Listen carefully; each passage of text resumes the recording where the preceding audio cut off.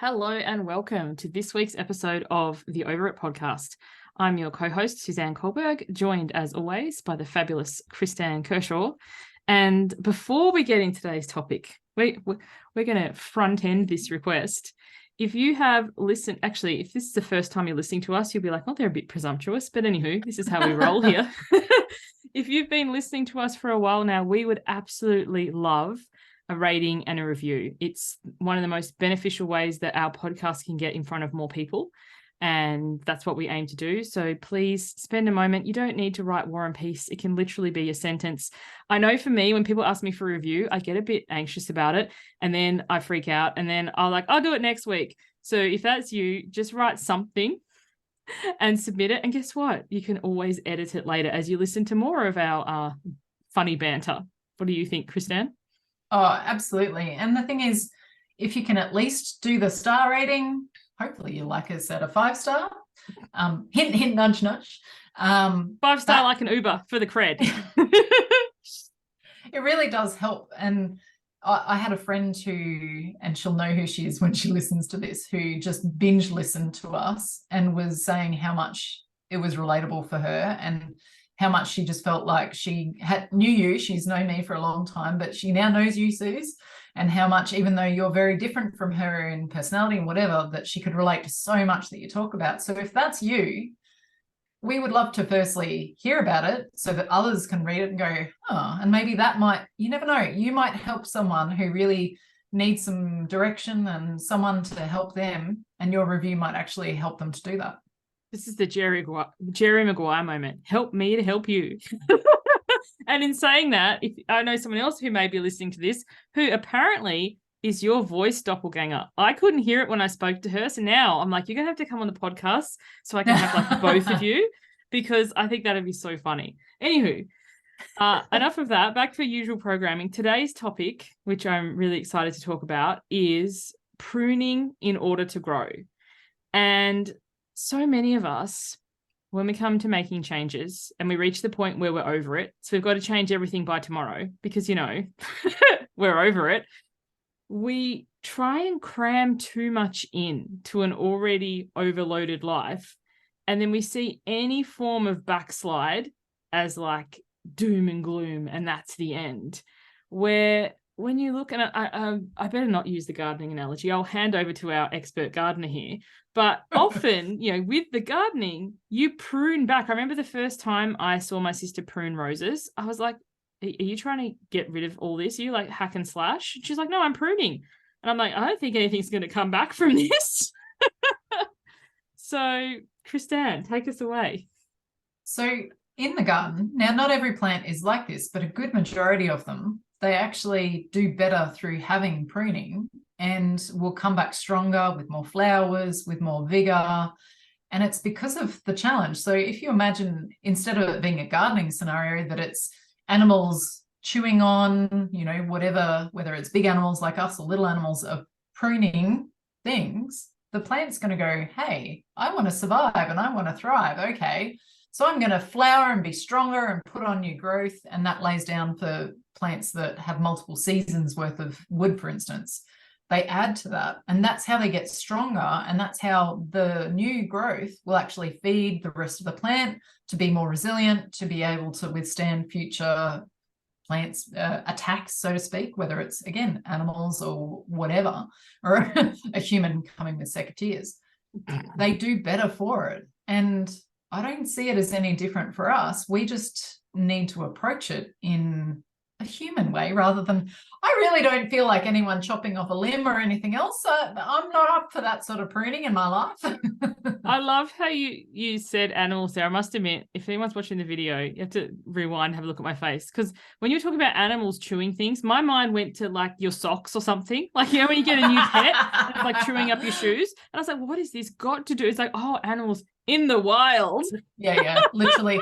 I'm actually reading a book which relates to this indirectly, to do with studies understanding how goats eating like really weedy, or to us weedy, kind of hard things out in the wild and what that did to the plants and the animals, the responses by they were expecting the goats to eat the new growth of the plants, but in fact the goats left that alone and they went for the old wood instead.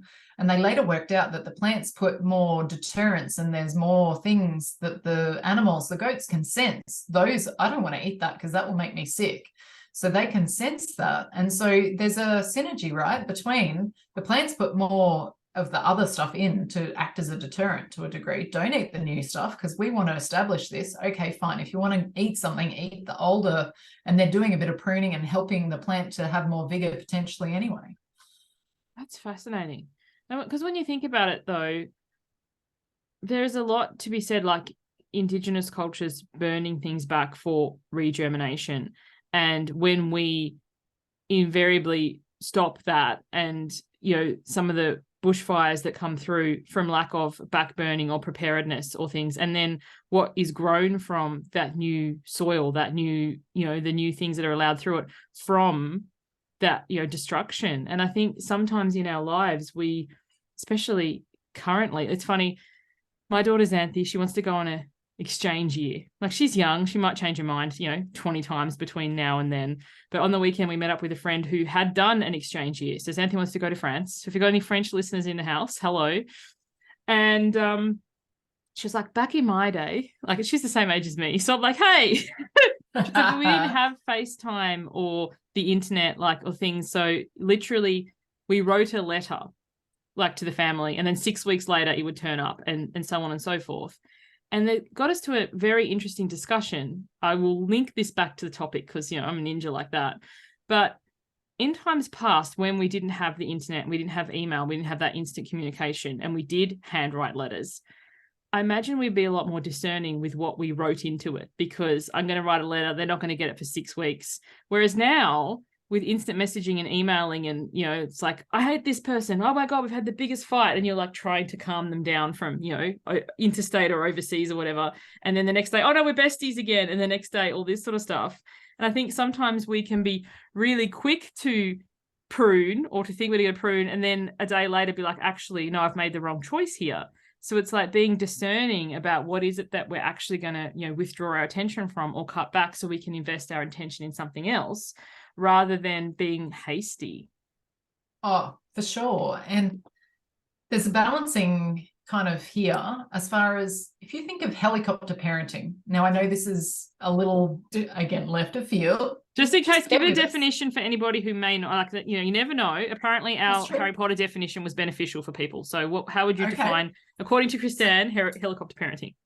Helicopter parenting might be that, now I'm saying this in general, not against anyone who has a child called John or Johnny. Little Johnny, oh, no, you can't climb up that slide. That's too dangerous. No, you can't. You need to stay really close. And it's kind of you don't let the kids get into decision-making and potentially risk management and that sort of thing, or being a bit overbearing if they're in why didn't my little Johnny get this equal opportunity with the next whatever. Hang on, you broke up for a second. Very demanding kind of parental. And I'm not saying I'm back. I'm not saying to not advocate for the best interest of your child.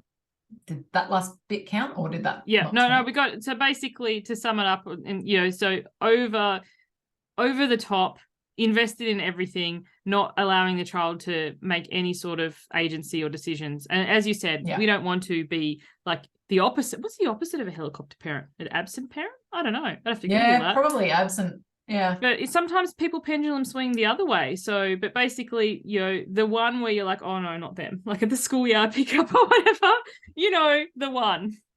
Yeah. And where, my child was doing this, and look at, there's being proud, and there's where you force a child to do something that they don't want to do, or force everyone else around the child to do special treatment basically for the child, would be my kind of definition. Jimmy Reese, who's an Australian comedian, for anyone listening, he did a skit recently. I can't remember which one it was. I think it was Back to School or something, and he had the helicopter parent in there, and I literally just laughed like right. If I find it, I'll link it in the show notes, but if not, maybe just Google Jimmy Reese helicopter parent. You will be amused.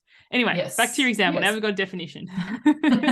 So with a helicopter parent, right, when a child doesn't get to experience climbing up a tree, and ideally a small tree to begin with, or doing something that has risk. They don't learn how to manage risk in their life as they get older. Now, I'm not saying go let your kids free rein and run in front of cars and, There's go a train feral. track, have fun. No. Yeah, I'm not saying to not, again, watch for your kids' best interests, but if you can, in small examples when they're little and as they get older, let them have a little bit of give and take. Like my youngest daughter has started walking home from school by herself. I know that was a big decision for you. Yes. Really big decision. But we've got things in place where I'm confident that she'll be okay, and for the distance and all the rest of it. My biggest thing is I'm amazed that she wants to do it, because Queensland in summer is pretty interesting at 3 o'clock in the afternoon when she's walking, but she's happy so far. So I'd be like, pick me up with the air-conditioned car, Mum. Yep, she's not, it's a whopping 3-minute drive or something, but we've got some decent hills between school and us and whatever. But so the difference there is, so if you give that opportunity to do little things and to take little risks, they then go, oh, that didn't work so well, or look what I did. And they can be, because it's one thing to be bestowed lots of praise by a parent or someone that cares for their child or is important in their life, but for them to recognize and be proud of what their achievement was. Hey, Dad, I walked home the whole way by myself. And to be able to recognize that she did that, not to please him, but to go, look, I achieved something, and she can recognize that by herself. That's pretty good, especially for this one, because she's had some confidence issues in the last couple of years. So for her to make a goal and then to meet it is pretty spectacular. And I'm not by any means saying that I'm the perfect parent in any way, because there's pitfalls and stumbling and did I do this right, whatever. But there are times it's a big risk. Do you want to let your kid walk? And it's celebrating their resourcefulness too. So at the time of recording this, not sure when it'll go out, but we're recording it on Valentine's Day. So happy belated Valentine's Day to everybody. Casimir made me a card this morning. I've got it here. It's so cute. It's like, love you, mummy. And anyway, inside it, I thought Jeremy must have written it for him, because it's so neat and it's spelled correctly. I don't know how well it's showing up on the camera. And I'm like, how did you know how to spell these words? Because Casimir does struggle a lot with his writing. He's like, I asked Siri. And I was like, how brilliant. And then he showed me, he's like, Siri, how do I spell Valentine's? And Siri goes, V-A-L. I was like, how resourceful that, he can work it out when he wants to. And then also I celebrated with him that he knew what the letters were, because in the past, even if you'd said V-A, it just would have gone over his head. I'm like, so you might not be able to yet spell the word on your own, but you know enough that when you hear Siri say it, then you can write it out. So, celebrating that resourcefulness rather than having to do it for them all the time or oversee everything. Yeah. Another book that I'm listening to at the moment is actually one to encourage readers of all things. The littlest miss likes books to a degree, but I think struggles to just sit and read. It's not her thing. Whereas my elder daughter, give me the book and go to sleep. Give it to me. And, I'm all for reading, but there are extremes here, and you need to prioritize sleep, hand it over. So I have polar extremes in that regard. I have that too. It's so interesting what's being shared in this book, because she's a teacher librarian, has been a teacher for 20 years, a librarian for I think at least 10. And she was talking about digital technology and how you mesh that together with kids in this era, because they've got a lot more information to process and different skills, abilities, whatever. And she said, you want to, and it seems counterintuitive, you want to actually teach them how to use all of the things, all of the little features, so that they've got agency themselves to get the most out of that device. So they're not asking the teacher 20 times, how do I do this? And I realized my kid's school, the littlest one, she's had that for the last year, much to me grumbling. They started using iPads in classes as their main tool for her in year 4. And so this year in year 5, she happens to have a teacher who is very high tech. Like, he's the teacher that everybody in the school goes to if they have a tech query. And even in the region, he often gets seconded to go and do other projects for other schools because of his tech skills. So she's got the best teacher that she could for where she's at right now and that sort of thing. But they taught right from the beginning, and I had never thought of it. If you're not sure on how to spell a word, ask Siri. And so she will do that too. So, but that last year when she was low in confidence, part of me and this book encouraged, if they gain more confidence, they're going to help themselves, they're going to help their peers, and everybody collectively has a better experience. Whereas it can feel like, again, handing over to the devil, so to speak, as far as going into more technology and whatever, but you're giving the kids the awareness that they can achieve something that they may not otherwise have the skills or knowledge to do so. That's pretty spectacular. I think that's brilliant. I think, leading it back to the topic too, sometimes we overload ourselves when we're trying to make changes because, and your and my work both speak to this. We can see the down the line future version of ourselves that we want to create. And then we can see the version of us that we are today. And the small steps that, once again, we both advocate for don't seem like a whole lot. It's like, oh, it feels like it's going to take forever. But what we discount is the fact that we gain momentum by starting small and staying in the game and keeping going. And then everything compounds on top of it. Like even thinking about, your youngest, Casimir, similar, learning to spell or read or write or listen through audiobooks or through Siri fosters that love of reading. And then once they start to be able to write and spell the more simple basic words, then they'll at least have a go at the bigger words. And then, it becomes easier. Because like learning to read is such a great example. If you look at the very level 1 books, or each state and country has different ways of explaining them, but the simple books where it's like a cat on the rat or whatever, like the 2 and 3 letter words, and you're just like, I just want to stab out my eyes here. And then you have to read that thing again and again and again for an entire week. And then not long later, so that's like kindy year 1. By year 5, they're reading like full-on novels like The Hobbit or the first Harry Potters or whatever. That's not that long when you consider it in the scheme of things. No, and these little exposures. So how many of us as adults take on something new and expect that we can overnight have a grasp of that new thing or wherever it might be? And then when we don't, oh, well, I'm no good. I'm no good at technology. I'm no good at insert whatever it is. I don't know if that came through. The dog is squealing in her sleep, and I'm like, oh, I saw you turn. So for those of you on just audio, not the video, Kristan's turning around with this like curious look on her face, and I was wondering what the dogs are up to. But so that is such a great example.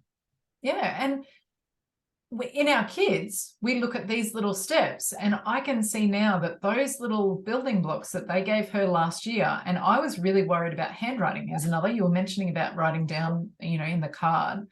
And she also in the last week has said, my writing I can write really quick now, and its legibility and stuff like that is improving. Now with my older 2, I have a fair recollection that in year 4, they were pretty accomplished at, pretty neat writing and that sort of thing. My son probably more so took a bit longer, but he had pretty neat writing. He had a really rough year in year 5, and his handwriting actually went backwards, and he has always looked down on himself since that time. Oh, I'm not very good at writing, or I'm slow, or whatever. Now the twins are in year 11 this year, and he's found his own way to adapt to that, and that's taken time. So I've been very mindful of not picking on her as far as the little one to say, hey, you need to pick up your game with your handwriting. But going into an iPad class last year, I had really big reservations as to how much writing they were going to do, because all of a sudden it's technology and whatever. But here we are. I can write quite quickly now, and the neatness and whatever, I don't care if it's perfect by any means. It doesn't need to be running writing or anything else, but other people need to be able to understand what she's writing. And with more and more tech, that's sitting in the back of my mind, but she's chipping away at it. Why do we as adults not chip away at a new skill and do a little bit each day or each week or wherever the situation may arise? And then when something does happen where it's a big blow up in our face, or something really feels like it's failed, why do we look at that as a failure instead of going, what can I learn from this? I wonder how much of that is conditioning. Like when we are growing up, there are people who are more gifted and talented, like they pick up something faster, so then we get it into our head. Like I know for me personally, I was like Suzanne's not an artist. Like, I'm a stick person kind of thing. So I just never pursued it because I just held on to that belief that I'm not creative. Or, you know, if you were told you don't sing, or, you know, whatever it is, don't dance, like that's not for you, then we just take on someone else's, you know, and somebody might say it literally as a tongue-in-cheek or as a passing thing. Yeah. And like, I remember Xanthi has always been particularly fit and strong and interested in things, and she loves monkey bars, she loves anything like that. And I posted a few videos of her on social media, and more than one person has said, growing up we were told monkey bars aren't for girls, like, you know, upper body strengths for boys or whatever, so just didn't ever pursue it. And I think, you know, sometimes, or as an adult, like we might go and do something with a friend. Like, often we'll enroll in something, like, let's do this course together. Like, I'm thinking the paint and sip behind you, which is blurred, but I know that they're there. I've said to you, I've always wanted to do those, but, you know, it's back to the creative thing. So you go along with some of your friends, they nail it straight away. You not so much. You just kind of like slide out and don't do it again. Yep. Yeah. Well, that, while you were talking about that, that came to mind. In year 8, I actually was told so year 8 back in my day was the first year of high school. Man, I feel old by saying that, but it's the reality. And I did one little, it was one of those art pieces where you put some paint on one half and then you fold it over and see what comes out, and you get different color sort of smearing. And then once that dried, I think we used black to highlight silhouettes, that sort of thing. And I didn't think it was that terrible. And I didn't think highly of my art skills. It's not like I was going, look at this masterpiece or anything, but she literally basically told me to not bother doing any future art because it meant nothing. It was really harshly said, whatever it was. And maybe she didn't mean it in such a way as to permanently deter me, but I didn't do any art after that. And I had always been art and craft. So after year 8, I did no more art. And that was all from that experience. So then when the paint and sip thing started to become available near me, I'm like, oh. So for those on the video, you're going to get to see my office just for a moment. So behind me, I don't know why you blur it. It's neat and clear and lovely. Like, if you saw what's behind this, we'd have another conversation. It's still not ready. But anyway, so those on the video, you can now see 4 sip and dip things that I have made. And there's actually another one. Sip and dip. I would go to sip and dip. I love it. Sorry. Yes. Yep. So that was the very first one. And that's like a landscape sort of thing. You can't fully see it because the top's chopped off in the camera view. But trees are not easy to do and to get the perspective right and all of that. But they teach you step by step what to do. And I'm like, I can do art. Oh, my goodness. And I think that was 2018. And then that one was, I think, 2019, jellyfish.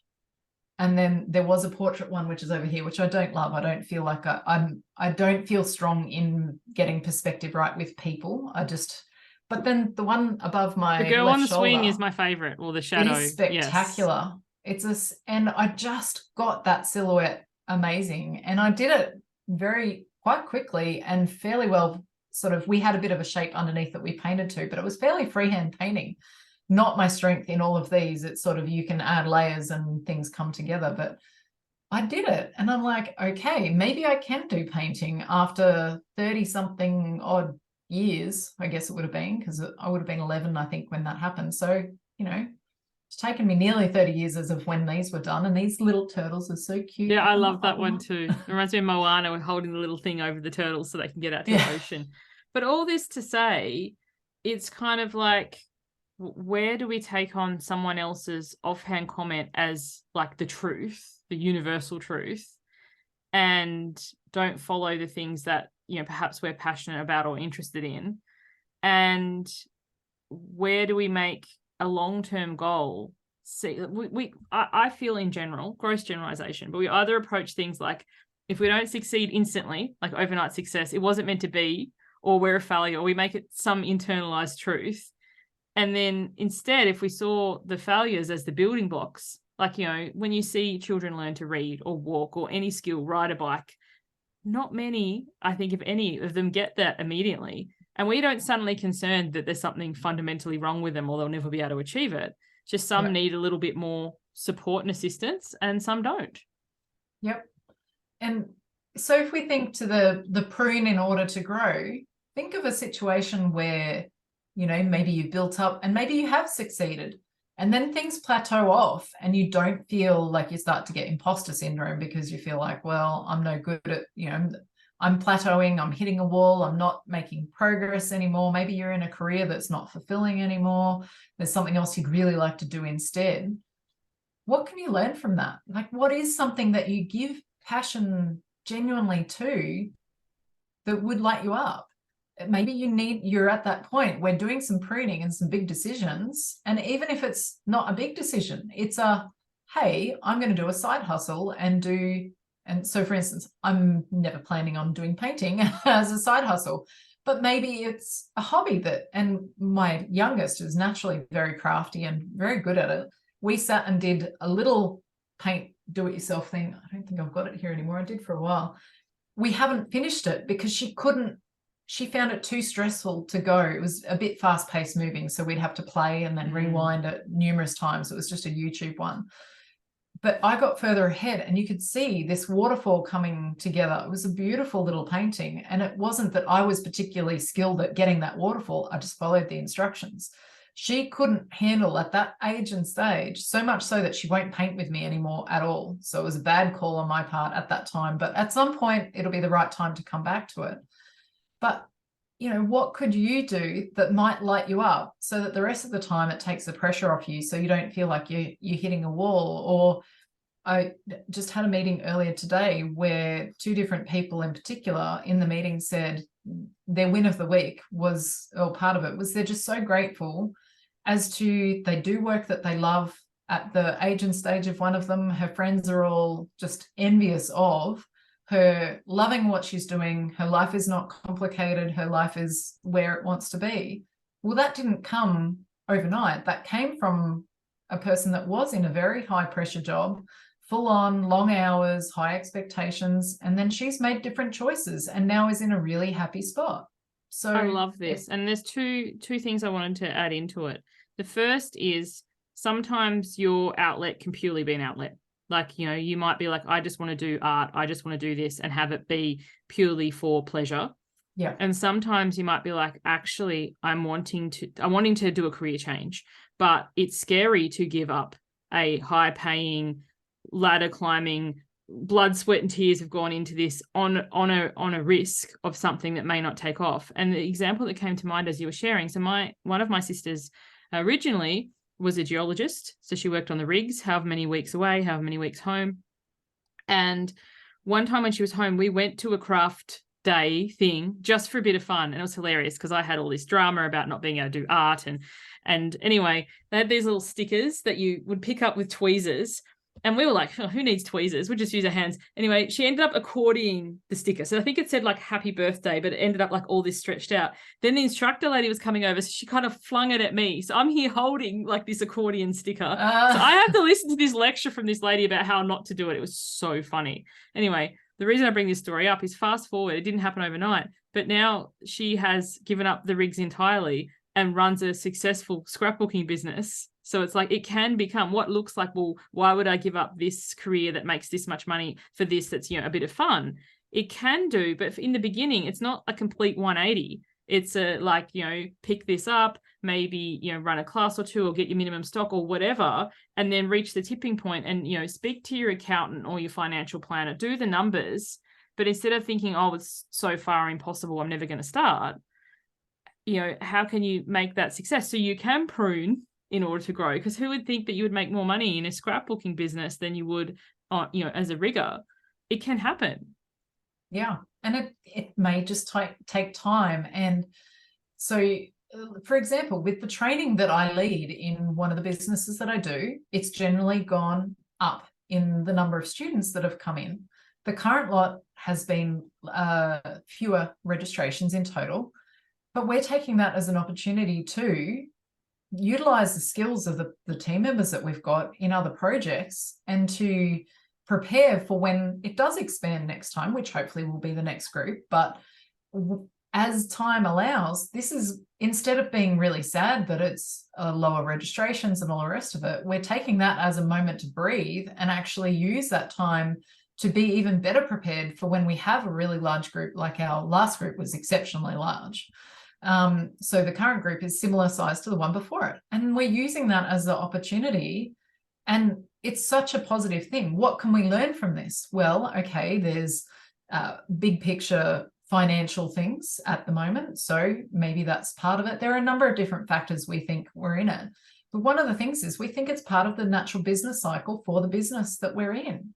And it's just, it is what it is. But that's so exciting because we've got great team members that have come on to help the training to run, who now are using those skills in other ways that we never predicted we would be using them at this stage.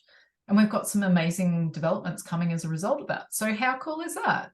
I love that. I think that for anybody, in business or in life, we tend to get some weird capitalist, always every quarter has to beat the one before, everything has to beat the one before.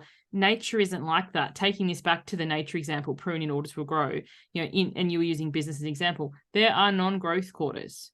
Yeah. Or even, dare I say, a backslide. And if instead of freaking out and thinking, oh my goodness, and making it mean all these stories, being like, okay, we have more time available than we thought, or we have more resources available. What can we do with this to prepare to accommodate a bigger cohort or a bigger group next time? Like my own program, this one is a smaller cohort than I have had before. And it's actually been fabulous because we can go so much deeper with a smaller group.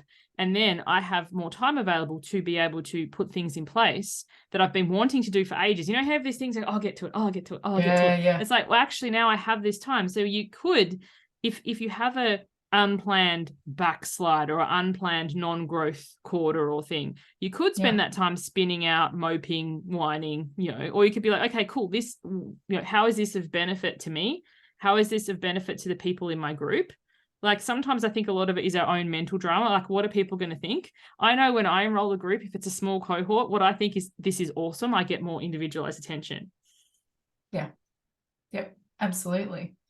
I think there's so much opportunity. Something that really feels like a strong undertone for this topic for me to share, and hopefully someone will take away this and go and apply it and go, oh, if something really sucks, something that really is stressing you out happens, and I tell you, when we could see the numbers were looking a lot different from past groups, there was a fair bit of, oh, okay, this is not what we were expecting. But if you can remember, what can I learn from this? No matter, because if it's something that's positive, you can still use that, right? But even if it's something that's stressful, that's negative, that's not what you planned for, that might otherwise feel really disappointing, what can you learn from it? There will always be something to learn from it. And that can be a life-changing thing, because if you walk away from it, well, I've learned that we need to preempt this, or we could do this to help solidify registrations, or we could diversify, or we could whatever.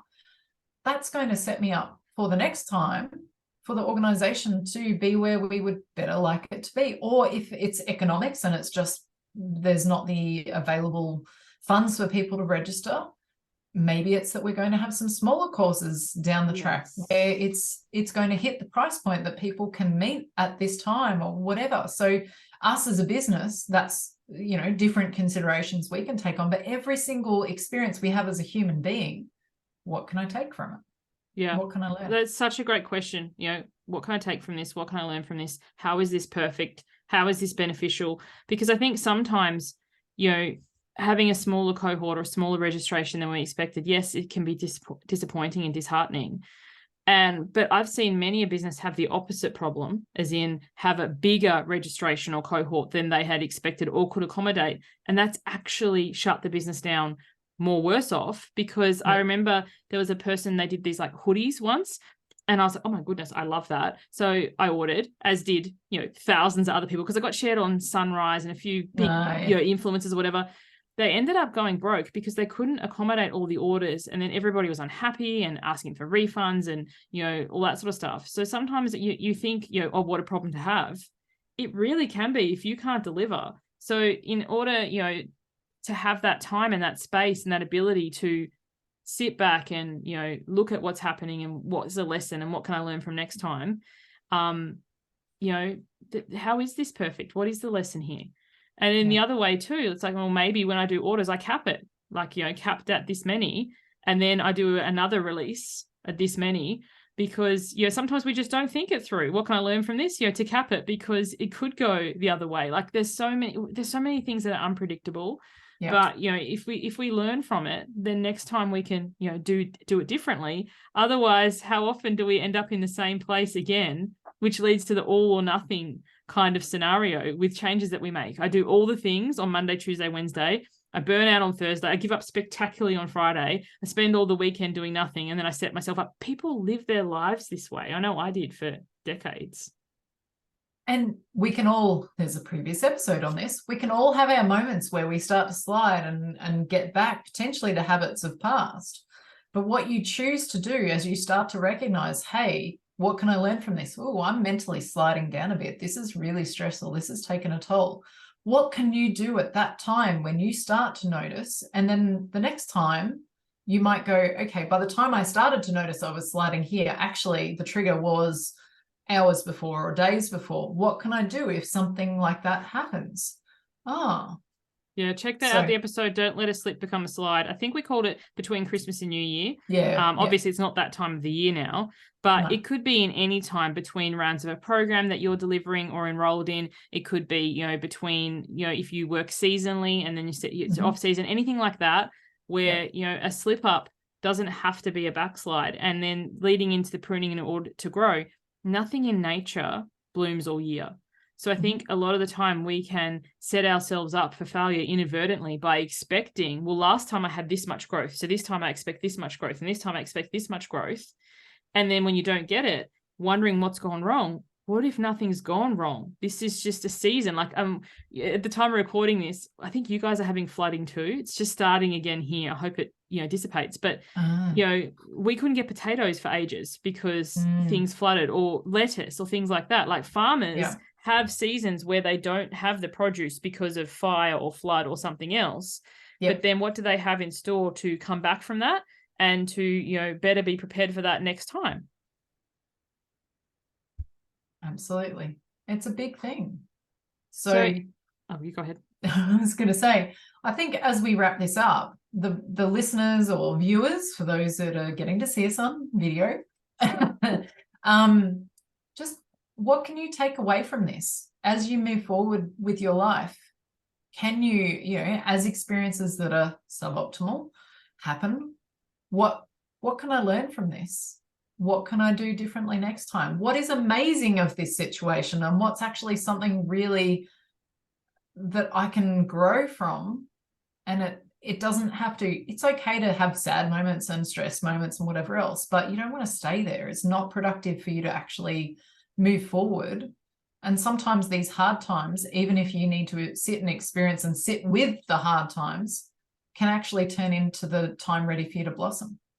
I love that. I smiled when you said suboptimal. I met somebody the other day on Zoom because, I don't go out all that much. And she's like, oh, you're the suboptimal lady. So she'd been listening to our podcast. But, yes, things are suboptimal. Yes, you're allowed to feel whatever gamut of feelings that you feel, but you don't have to unpack and live that. And we're not saying, like spray a turd in glitter and pretend it's amazing, but allow yourself to feel whatever it is that you feel. And then be like, okay, that was suboptimal. What can I extract from this? How can I prune this in order to grow? Oh my goodness, I've inadvertently brought it back to the topic. I love it when I come full circle. Sounds like I planned it. And we would love to hear, if there's anything that you feel comfortable to share, if anything that this has brought up for you, or if there's anything you can look back on in your life that you've seen up until now as a suboptimal experience or something. Like, we don't talk about that. The perfect to finish off, the example that comes to mind is when Jeremy and I got married. My goodness, 16 years in a couple of weeks, 16 years ago on our honeymoon, we got into one of these timeshare things that, was not the best thing. And it was like, how much money did this cost us and whatever. But what did we learn? We learned to ask a lot more questions before we make investments. So, if it hadn't been that, it would have been something else. And I think sometimes we can look back and, this is the chapter of my life that I don't look at, or this is the thing that we put in the metaphorical closet. But it's like you have learned something from that experience that you can take forward and then set yourself free from that guilt and shame and judgment about it.